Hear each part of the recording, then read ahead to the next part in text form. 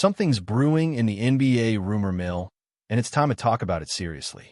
If I'm the Lakers, I'm going all in on Jonathan Kaminga. No hesitation.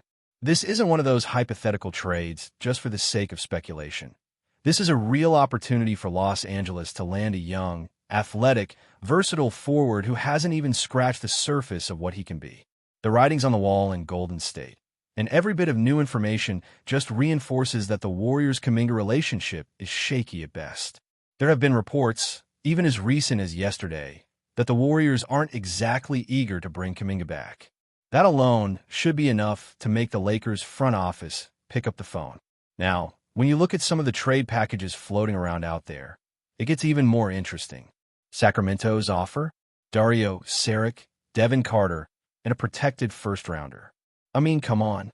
That's not moving the needle. That kind of package might get you a solid bench player, but not a guy who was a lottery pick, still only 22 years old, with elite athleticism and serious two-way upside. Golden State knows they're not getting real value there. You could argue better to get something than nothing, sure, but there's a reason they're holding out. They're being patient, and rightfully so. Then there's Phoenix. Their offer? Royce O'Neal, Nick Richards, and 4 second-round picks. Now that's a better deal, no doubt. It's more balanced, gives the Warriors some depth and future flexibility. But now we're hearing that Phoenix was reportedly willing to offer Dillon Brooks, and the Warriors still weren't interested. That I just don't get. Brooks, Richards, and O'Neal for Kaminga? That's a solid return. You keep your second-rounders, and you get proven rotation guys. But even then, even if that offer were on the table, the Lakers can beat it. Let's really break this down. Jonathan Kaminga is 22 years old. Just think about that for a second. He's younger than some of the players that were just drafted this year. He's younger than Dalton Knecht, who the Lakers picked up this year and who everyone's talking about as part of the young core. Imagine if Kaminga were a rookie putting up the kind of flashes he's already shown. People would be hyping him like the next big thing.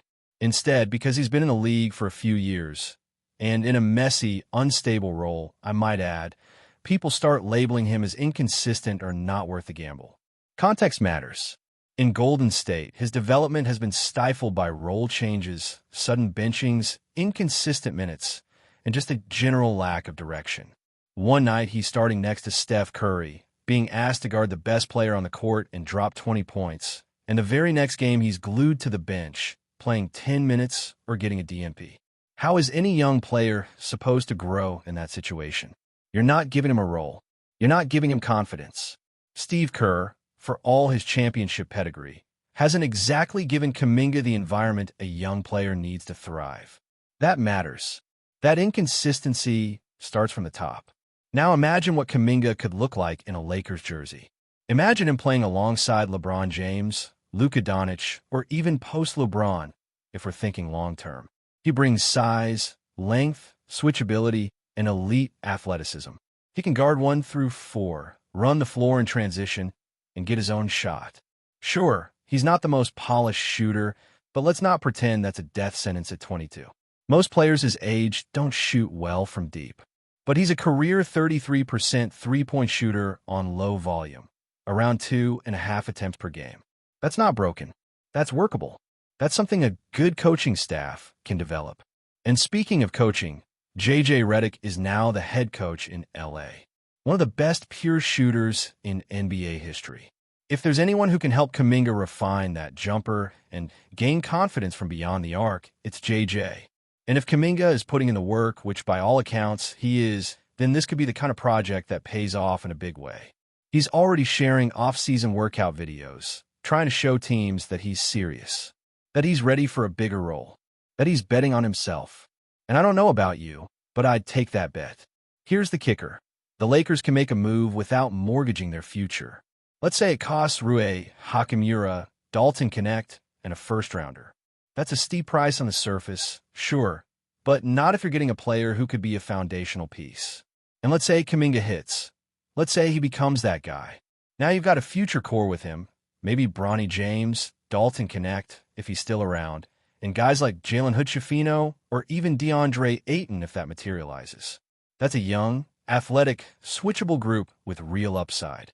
And even if he doesn't become a star, Even if he only becomes an Andrew Wiggins type of player, solid third or fourth option on a contender, that's still a huge win.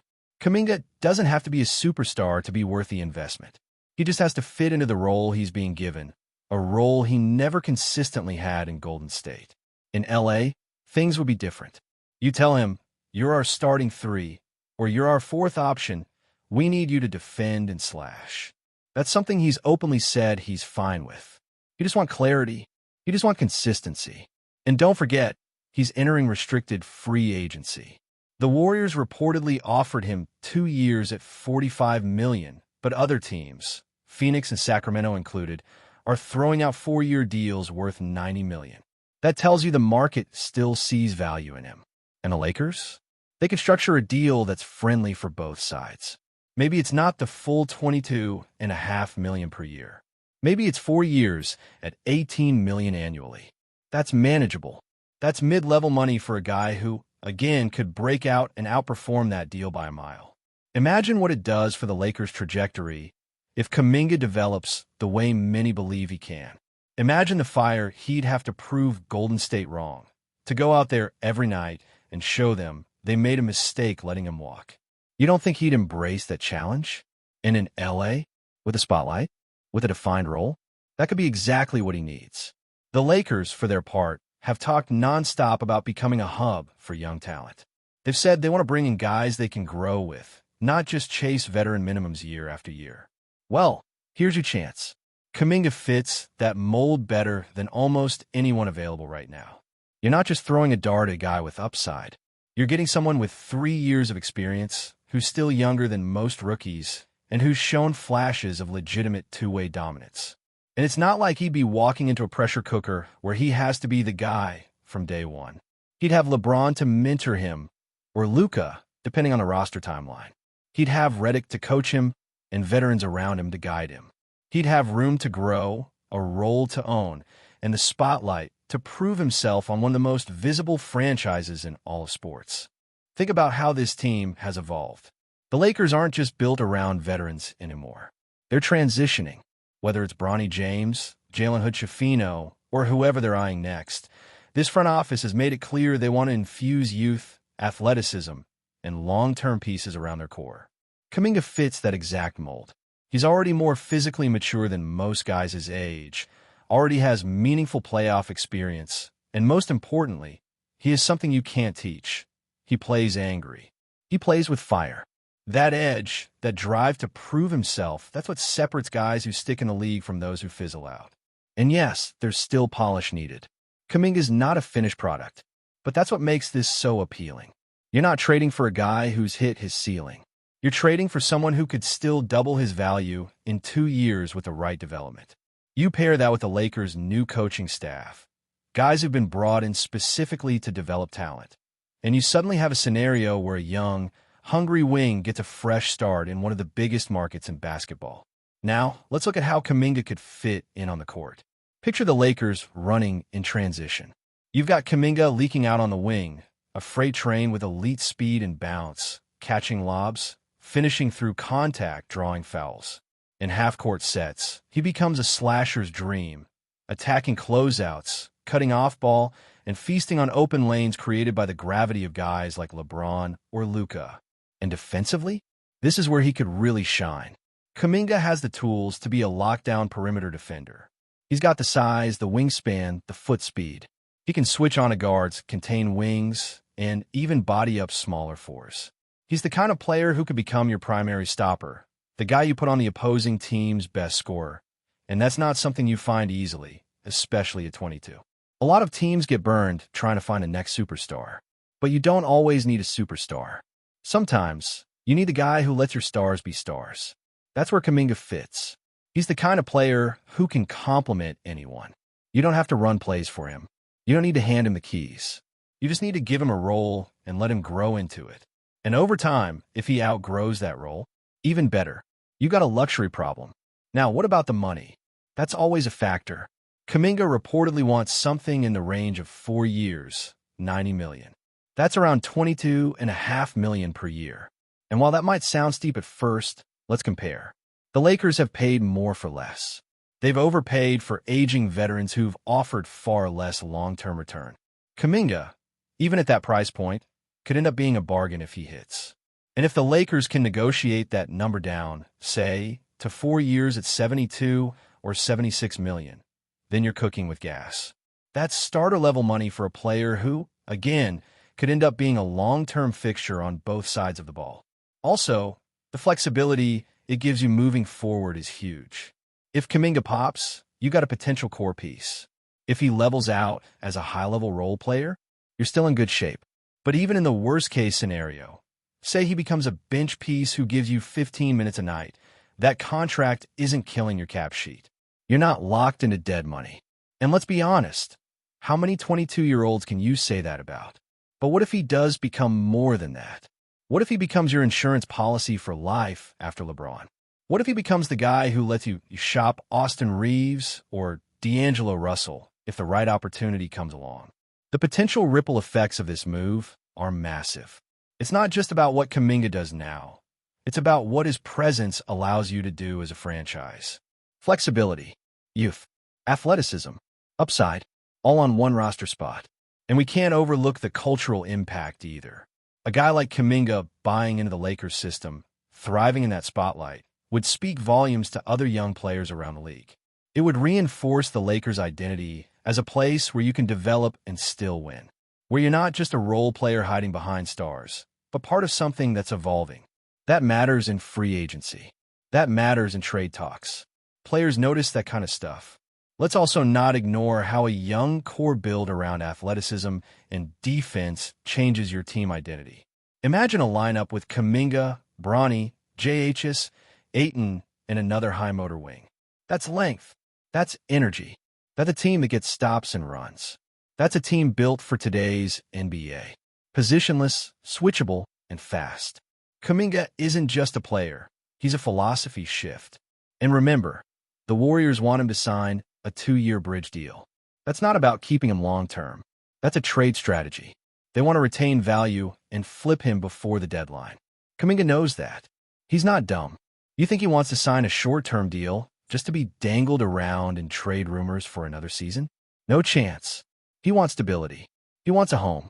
If the Lakers can be that home, if they can look him in the eye and say, "We believe in you, and here's the plan," he'll respond.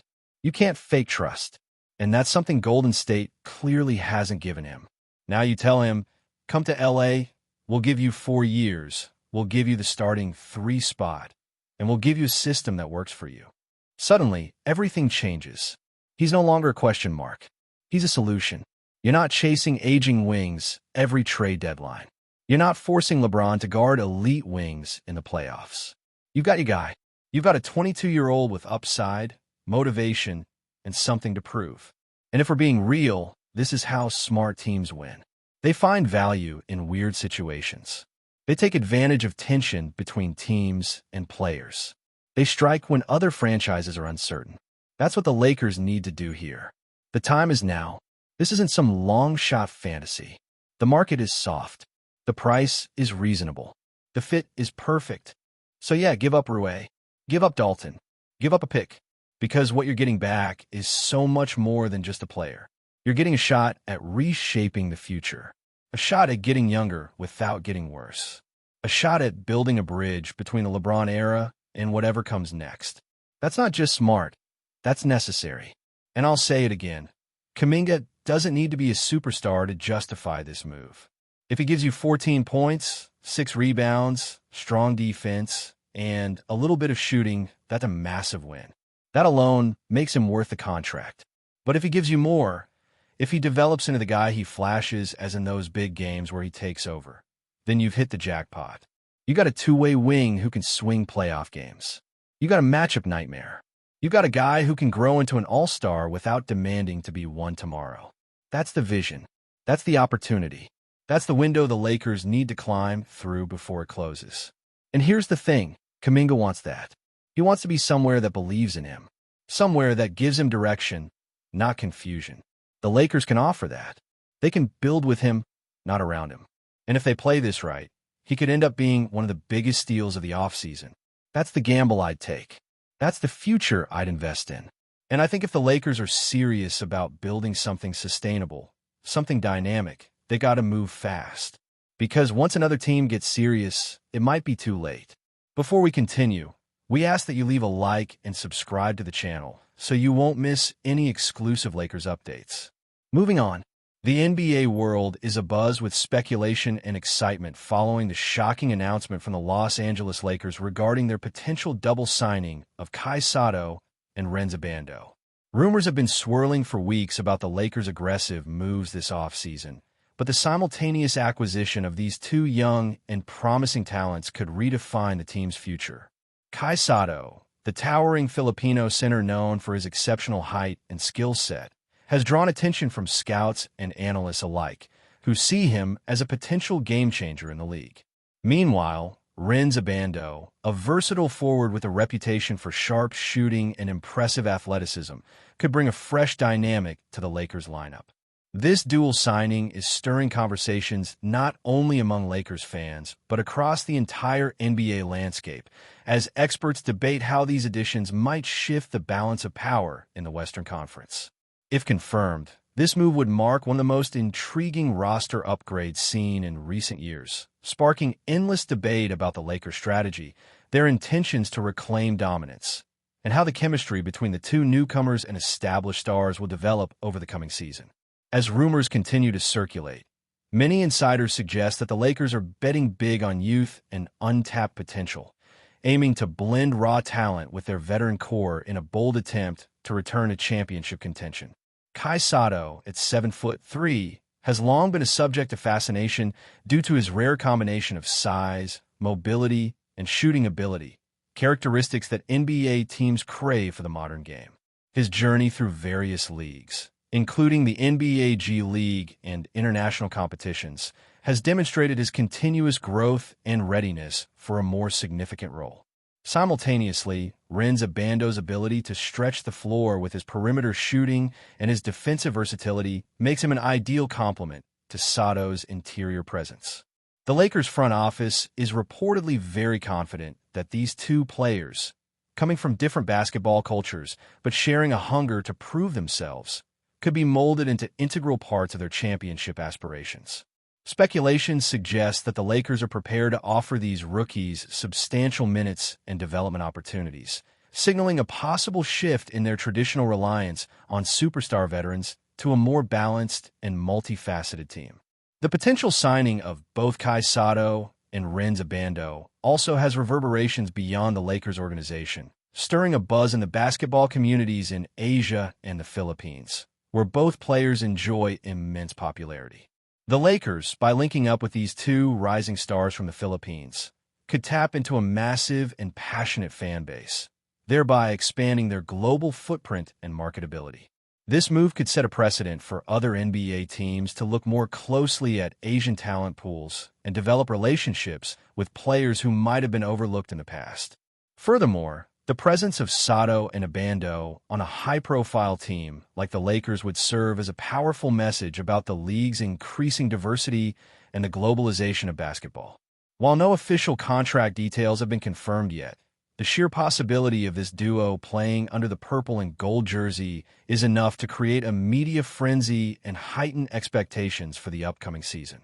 The Lakers appear to be positioning themselves not just as a competitive squad, but as a culturally significant franchise that embraces the future of the sport through innovative talent acquisitions. Meanwhile, skeptics are already weighing in with questions about how well these two young players will adapt to the NBA's intense competition and high-pressure environment. Both SOTTO and RHENZ ABANDO come from different basketball backgrounds, and the transition to the NBA demands not only skill, but also mental toughness, consistency, and the ability to handle the spotlight. Critics wonder whether the Lakers are taking a gamble that could backfire if the rookies struggle to find their footing in such a competitive league. There are concerns about how quickly these players can adjust to the physicality and speed of the NBA, as well as how they will fit into the Lakers' existing system, which features established superstars who have their own styles and roles. Additionally, questions remain about the team's long-term strategy. Are SOTTO and ABANDO seen as core building blocks or as developmental projects? This debate fuels a lively dialogue among fans and analysts, who speculate whether the Lakers management is pioneering a bold rebuilding phase or simply making a high-risk, high-reward bet to reignite their championship hopes. Despite the uncertainties and ongoing speculation, one thing is clear. The Los Angeles Lakers have injected a fresh wave of intrigue into the NBA landscape with the possibility of signing SOTTO and RHENZ ABANDO. The prospect of these two young talents joining forces on one of the league's most storied franchises has sparked intense chatter in sports media, forums, and social platforms. Fans are eager to see if this rumored duo can indeed translate their potential into tangible success and elevate the Lakers to new heights. The offseason buzz surrounding this possible signing has become a hot topic for insiders who suggest that the Lakers' coaching staff and front office are working tirelessly behind the scenes to finalize. Stay informed exclusively about Los Angeles Lakers news. Subscribe to our channel and hit the like button to keep receiving daily updates. Also, share your opinion on the news in the comments, as your contribution is crucial for the Lakers. Stay tuned for the next video.